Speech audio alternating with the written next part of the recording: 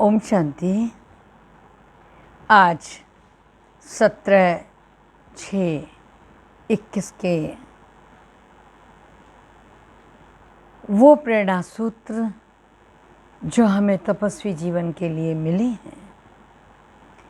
कोई भी यह नहीं कह सकता हमको तो सेवा का चांस नहीं है। कोई बोल नहीं सकते तो मनसा वायुमंडल से सुख की वृत्ति, सुखमय स्थिति से सेवा करो। तबीयत ठीक नहीं है तो घर बैठे भी सहयोगी बनो। सिर्फ मनसा में शुद्ध संकल्पों का स्टॉक जमा करो। शुभ भावनाओं से संपन्न बनो। समझा? और विशेषतः मातेश्री जी के जीवन में जो धारणाएं थीं, मम्मा ने कभी कोई मेहनत वाला हार्ड पुरुषार्थ नहीं किया। गजब, सबसे आगे भी रही और कभी कोई हार्ड पुरुषार्थ भी नहीं किया। क्या बात है। उनके चेहरे पर सदा प्योरिटी की रॉयल्टी झलकती थी। इस प्योरिटी की पर्सनैलिटी के कारण ही उनका इतना गायन और पूजन होता है। ऐसी मम्मा समान हमें भी प्योरिटी की रॉयल्टी को धारण करना है। ओम शांति। समझा? क्या करना है? प्योरिटी की रॉयल्टी को धारण करना है। आज मीठे बाबा के महावाक्य हैं 17/6/21 के। मीठे बच्चे, तुम पारलौकिक बाप को यथार्थ रीति जानते हो, इसलिए तुम्हें ही सच्ची प्रीत बुद्धि व आस्तिक कहेंगे। समझा? जो अच्छी तरह जानता नहीं वो अच्छी तरह मान भी नहीं सकता। तो सबसे बड़ी बात है यथार्थ बोध होना, स्वयं का भी और जगत नियंता का भी।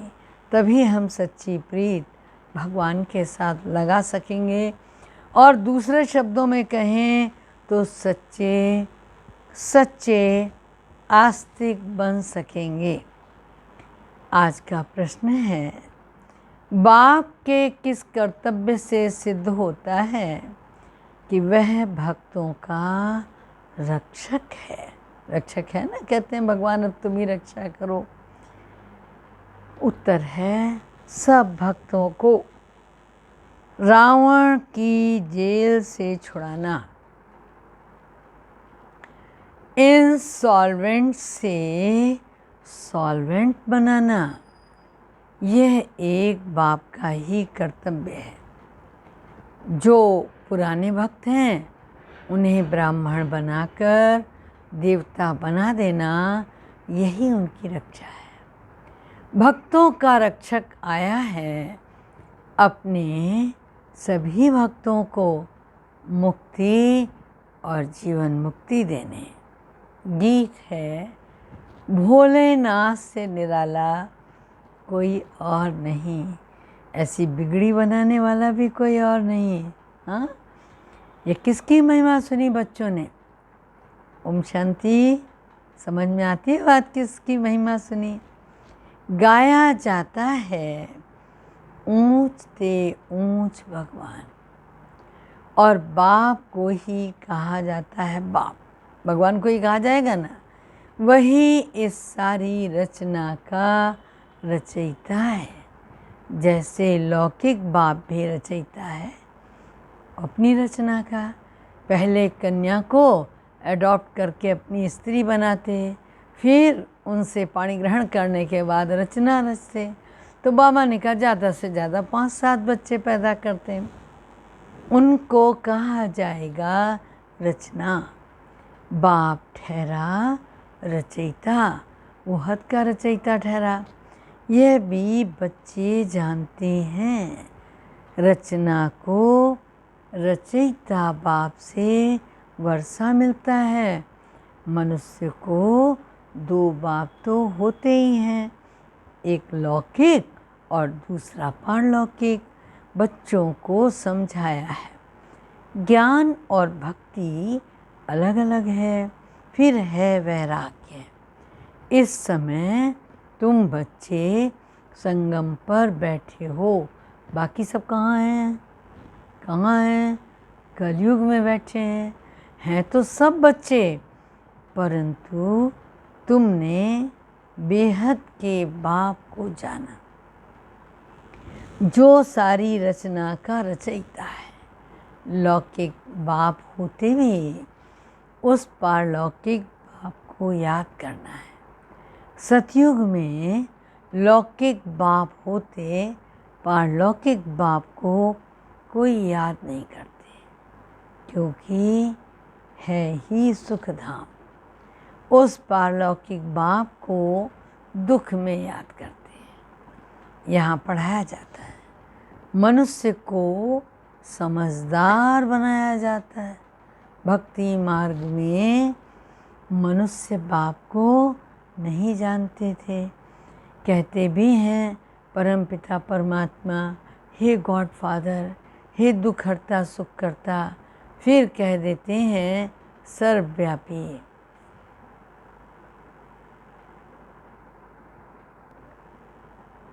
तो बाबा ने कहा, एक और कहते हैं हे परमपिता परमात्मा, हे गॉड फादर, हे दुखहर्ता सुखकर्ता, फिर कह देते सर्वव्यापी है। पत्थर में, कण कण में, कुत्ते बिल्ली सब में परमात्मा बाप को गालियाँ देने लग पड़ते। तुम बाप के बने हो तो तुम हो गए आस्तिक।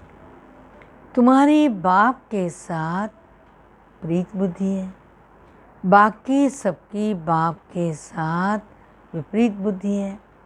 अब तुम जानते हो महाभारी लड़ाई भी सामने खड़ी है। पुरानी दुनिया के विनाश अर्थ हर 5000 वर्ष बाद कलयुगी पतित दुनिया पूरी हो, फिर सतयुगी पावन दुनिया स्थापन होती है बाप के द्वारा। जिसको ही याद करते हैं, क्या कहते हैं, हे पतित पावन आओ, हे खिवैया हमको आकर इस विषय सागर से निकाल कर क्षीर सागर में ले चलो। गांधी जी भी गाते थे, पतित पावन सीताराम रघुपति राघव राजा राम। तो बाबा ने कहा, हे राम सब सीताओं को पावन बनाओ। तुम सब हो सीताएं, भक्तियाँ, और वो है भगवान, तो सब उनको पुकारते हैं। वह तुमको पतित से पावन बना रहे हैं। तुमको कहाँ भी धक्के नहीं खिलाते हैं। ऐसे नहीं कहते हैं तुम तीर्थों पर जाओ, कुंभ के मेले में जाओ। नहीं, ये नदियाँ कोई पतित पावनी नहीं। पतित पावन तो एक ज्ञान का सागर बाप ही है। सागर व नदियों को कोई याद नहीं करते, पुकारते हैं बाप को। हे पतित पावन बाप हमको पावन बनाओ। बाकी पानी की नदियाँ तो सारी दुनिया में हैं, वह थोड़े ही पतित पावनी है। पतित पावन बाप एक को ही कहा जाता। वह जब आए तब आकर पावन बनाए। भारत की महिमा बहुत भारी है। भारत सब धर्मों का तीर्थ स्थान है। शिव जयंती भी गाई जाती है। सतयुग तो है पावन दुनिया, उसमें देवी देवता रहते हैं। देवताओं की महिमा गाई जाती है। सर्वगुण संपन्न 16 कला संपूर्ण चंद्रवंशियों को 14 कला कहेंगे। फिर सीढ़ी नीचे उतरते हैं। बाप आकर सेकंड में सीढ़ी चढ़ाए शांति धाम, और कहाँ ले जाता है? सुख धाम में ले जाते हैं। फिर 84 का चक्कर लगाए सीढ़ी नीचे उतरते हैं। 84 जन्म तो कोई ने तो जरूर लिए होंगे ना। मुख्य है सर्वशास्त्रमयी शिरोमणि गीता। श्रीमद् भागवत माना भगवान की गाई हुई, परंतु भगवान किसको कहा जाता है जरा सोचना तो। यह पतित मनुष्य नहीं जानते। पतित पावन सर्व का सद्गति दाता एक निराकार शिव ही है, परंतु वो कब आया ये कोई नहीं जानते। बाप आप ही आकर अपना परिचय देते हैं। अब देखो ये बच्चे और बच्चियाँ दोनों बाबा कहते हैं। गाया भी जाता है, तुम माता पिता हम बालक तेरे। तुम्हारे इस राजयोग से क्या मिलता है? सुख घनेरे मिलते हैं।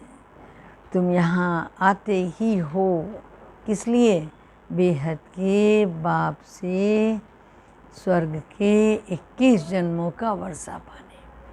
अब शिव जयंती भी भारत में ही मनाते हैं और रावण भी भारत में ही दिखाते हैं, परंतु क्या परंतु अर्थ कुछ भी नहीं समझते। शिव हमारा बेहद का बाप है, यह एक भी नहीं जानते। सिर्फ शिव की पूजा करते हैं। जब सारा झाड़ तमो प्रधान हो जाता है तब बाप आते हैं नई दुनिया भारत को स्वर्ग बनाने। भारत में ही सतयुग था और भारत में ही अब कलयुग है। बाप समझाते हैं पहले पहले तुम स्वर्ग के मालिक थे, अब तुम 84 जन्म भोग नरकवासी बने हो। अब मैं तुमको क्या करता हूँ? राजयोग सिखलाए मनुष्यों से देवता बनाता हूँ। और क्या करता है? पतित से पावन बनाता है। भक्ति अर्थात ब्रह्मा की रात, ज्ञान अर्थात ब्रह्मा का दिन। तुम ब्रह्मा कुमार कुमारियाँ दिन में जाते हो। इस पुरानी दुनिया को क्या होना है? अब आग लगनी है। बरोबर महाभारत लड़ाई, बरोबर इस महाभारत लड़ाई के बाद ही भारत स्वर्ग बन जाता है। अनेक धर्म विनाश हो, एक धर्म की स्थापना होती है। तुम बच्चे बाप के मददगार बन आदि सनातन देवी देवता धर्म की स्थापना करते हो। तुम बच्चे बाबा के मददगार बन, समझना बात को। करता भगवान स्वयं है, लेकिन आपको क्या करता है? मददगार बनाता है। तुम स्वर्ग के मालिक बनने लायक बन जाएंगे। जब लायक बन जाएंगे तो फिर क्या होगा? विनाश शुरू हो जाएगा। यह है शिव बाबा का ज्ञान यज्ञ। फिर शिव कहो या रुद्र कहो, कृष्ण ज्ञान यज्ञ कभी नहीं कहा जाता है। सतयुग त्रेता में यज्ञ तो होता ही नहीं। यज्ञ तब रचा जाता है जब उपद्रव होता है, अनाज नहीं होगा, लड़ाई लगेगी, यज्ञ रचेंगे शांति के लिए।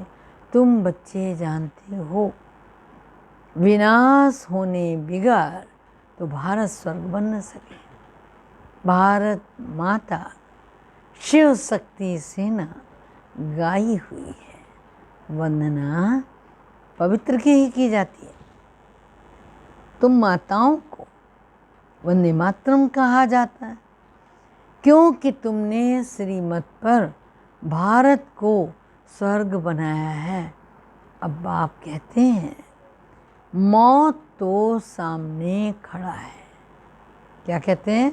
सबके सर पे खड़ा है, इसलिए अब यह एक जन पवित्र बनो और क्या करो, क्या करो, पवित्र बनो और बाप को याद करो, तो तुम तमो प्रधान से सतो प्रधान बन जाएंगे। अभी तुम शूद्र से ब्राह्मण बन फिर देवता बनेंगे। ये कोई नई बात नहीं है। कल्प कल्प हर 5000 वर्ष बाद यह चक्र फिरता रहता है। नरक से स्वर्ग बनता है। पतित दुनिया में मनुष्य जो कुछ कर्म करते हैं वो भी कर्म ही बनता है। बाप कहते हैं 5000 वर्ष पहले भी तुमको कर्म अकर्म विकर्म की गति समझाई थी। अब फिर से तुमको समझाता हूँ। मैं परमपिता परमात्मा तुम्हारा निराकार बाप हूँ। ये शरीर जिसका हमने आधार लिया है ये कोई भगवान नहीं है। कौन? ब्रह्मा बाबा। ये कोई भगवान नहीं है। मनुष्य को देवता भी नहीं कहा जाता है, तो मनुष्य को भगवान कैसे कह सकते हैं?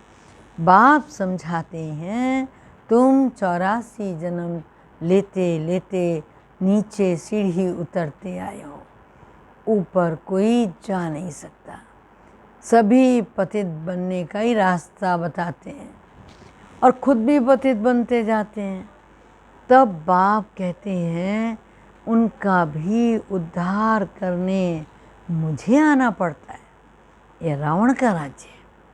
तुम रावण के अभी राज्य से निकल आए हो। धीरे धीरे सबको पता पड़ता जाएगा। ब्राह्मण बनने बगैर तुम शिव बाबा से वर्षा नहीं ले सकते हो। बाप हैं ही दो, एक निराकारी बाप है, एक साकारी बाप है। तो बाबा ने कहा वर्षा मिलता एक साकारी बाप से, साकारी बच्चों को, फिर निराकारी बेहद के बाप से बेहद का वर्षा मिलता है, निराकारी आत्माओं को मिलता है। अब तुम जानते हो मीठे मीठे शिव बाबा से हम 21 जन्म के लिए क्या कर रहे हैं? जवाब दो। सुखधाम का वर्षा लेने आए हैं। विश्व के मालिक बन रहे हैं योग बल से, कोई हथियार आदि नहीं। तो बाप से योग लगाए विकर्म विनाश कर विष्णुपुरी के मालिक बनते हैं। अब अमरलोक में जाने के लिए अमर कथा सुन रहे हैं। वहाँ अकाले मृत्यु कभी होता नहीं, दुख का नामो निशान नहीं है। तुम बच्चे आए हो श्रीमत पर चल, बेहद के बाप से श्रेष्ठ श्रेष्ठ देवी देवता बनने। ये क्या नहीं है? कोई शास्त्रों का ज्ञान नहीं है। जो ज्ञान मैं सुना रहा हूँ, बाप कहते हैं ब्रह्मा द्वारा मैं तुमको क्या करता हूँ? सारी रचना के आदि मध्य अंत का ज्ञान सुना रहा हूँ। मैं ही ज्ञान का सागर हूँ। गाते भी हैं ज्ञान सूर्य प्रगटा अज्ञान अंधेर विनाश। सतयुग में अज्ञान होता ही नहीं है, वह सचखंड था। तो भारत हीरे जैसा था। हीरे जवाहरातों के महल बनते थे। अभी तो मनुष्य को पूरा खाना मिल जाए ये भी बड़ी मुसीबत है। पूरा खाना खाने के लिए भी नहीं है। इन सॉल्वेंट विश्व को फिर सॉल्वेंट कौन बनाए? ये बाप का ही काम है। बाप को ही तरस पड़ता है। कहते हैं तुमको राजयोग सिखाने आया हूँ। नर को नारायण और नारी को श्री लक्ष्मी बनाता हूँ। भक्तों का रक्षक है ही बाप। तुमको रावण की जेल से छुड़ाए सुखधाम में ले जाता हूँ। वाह! सारी दुनिया में जो ब्राह्मण बनेंगे वही देवता बनेंगे। ब्रह्मा का नाम भी बाला है, प्रजापिता ब्रह्मा। तुम ब्राह्मण हो सबसे उत्तम। तुम भारत की सच्ची रूहानी सेवा कर रहे हो। बाप की याद से ही विकर्म विनाश होंगे और कोई रास्ता नहीं है पतित से पावन बनने का। याद से ही खाद भस्म होगी। सुनार लोग जानते हैं। क्या जानते हैं? सच्चा सोना क्या होता है, कैसे बनता है, और झूठा सोना कैसे बनता है ये भी जानते हैं। उसमें चांदी, तांबा, लोहा डालते हैं। तुम भी पहले सतो प्रधान थे, फिर तुम्हारे में खाद पड़ी है ना, तो तमो प्रधान बन पड़े हो। फिर अभी फिर सतो प्रधान बनना पड़े तब तो सतयुग में जाएंगे। बाप कहते हैं कोई भी क्या नहीं करो, देहधारी को याद नहीं करो। गृहस्थ व्यवहार में भल रहो, रहते हुए एक बाप के सिवाय और कोई को याद नहीं करो। तुम स्वर्गपुरी के मालिक बन जाएंगे। स्वर्ग अथवा विष्णुपुरी थी, अब रावणपुरी है, फिर विष्णुपुरी बनेगी जरूर। साधु संत आदि सबका उद्धार करने आता हूँ। तभी तो कहा जाता है यदा यदा ही धर्मस्य ग्लानिर्भवति भारत। कहते हैं ना, भारत की बात है। सर्व का सद्गति दाता मैं एक बाप शिव हूँ। शिवरुद्र हैं, सब उनके ही नाम हैं, अथाह नाम रख दिए। बाप कहते हैं मेरा असली नाम एक ही शिव है। मैं शिव हूँ और तुम शालिग्राम बच्चे हो। तुम आधा कल्प देह अभिमानी रहे हो, अब देही अभिमानी बनो। एक बाप को जानने से बाप द्वारा तुम सब कुछ जान जाते हो, मास्टर ज्ञान सागर बन जाते हो। अच्छा, मीठे मीठे सिक्की लदे बच्चों प्रति माता पिता बाप दादा का याद प्यार और गुड मॉर्निंग। रूहानी बाप की रूहानी बच्चों को नमस्ते। अच्छा, अब ज़रा धारणा वाली पॉइंट सुनो। धारणा के लिए मुख्य सार। श्रीमत पर चलकर श्रेष्ठ ते श्रेष्ठ देवता बनना है। सारे विश्व की सच्ची सच्ची रूहानी सेवा करनी है। आदि सनातन देवी देवता धर्म की स्थापना में बाप का पूरा मददगार बनना है। दूसरी पॉइंट है आत्मा को सच्चा सोना बनाने के लिए एक बाप से, एक बाप के सिवाय किसी भी देहधारी को याद नहीं करना। पारलौकिक बाप से ही सच्ची सच्ची प्रीत रखनी है। समझा? किसी और को याद नहीं करना। वरदान है आज का, अंतर्मुखी बन अपने समय और संकल्पों की बचत करने वाले। क्या भाव? विघ्न जीत भाव। क्या बात है, आज तो सब कुछ दे दिया भगवान ने। जब विघ्न नहीं आएंगे तो चिंता नहीं होगी, जब चिंता नहीं होगी तो मस्त होंगे, जब मस्त होंगे तो स्वस्थ होंगे। सारे वरदान दे दिए बाबा ने।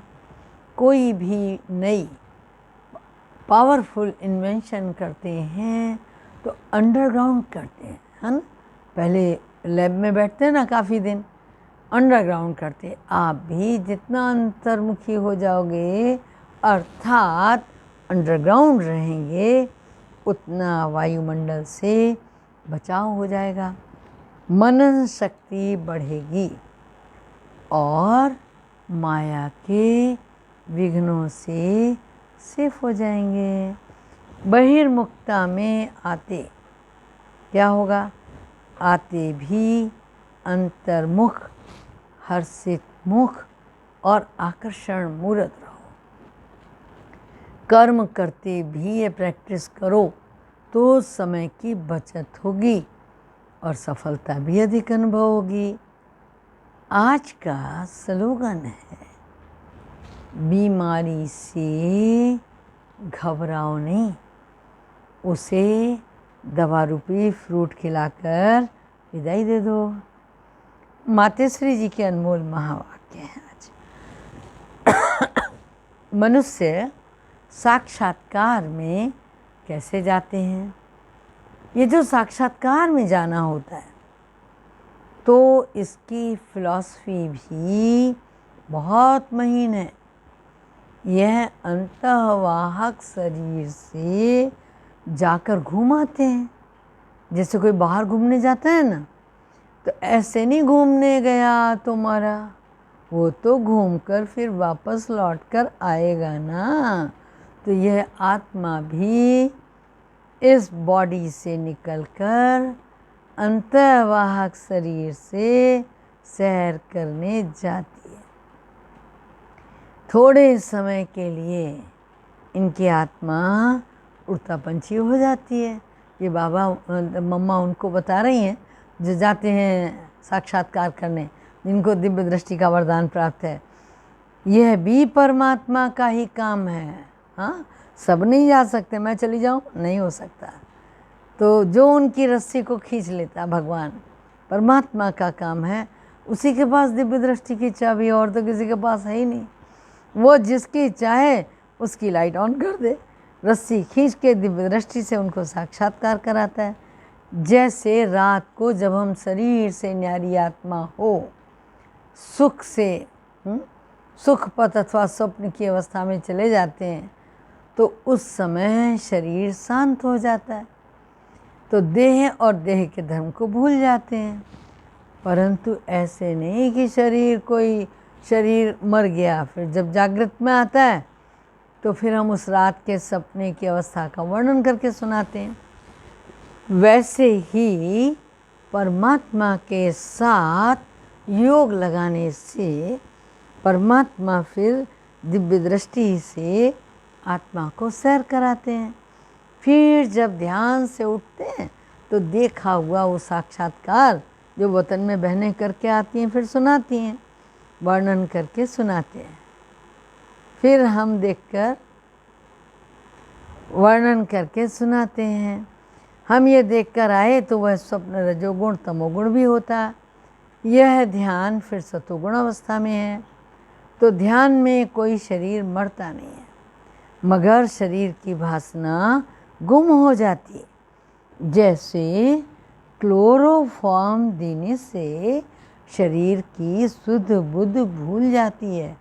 देखो, डॉक्टर जब कोई अंग को डेड करते हैं ना तो इंजेक्शन लगाकर डेड कर देते हैं, परंतु इंद्रियां तो चलती हैं ना।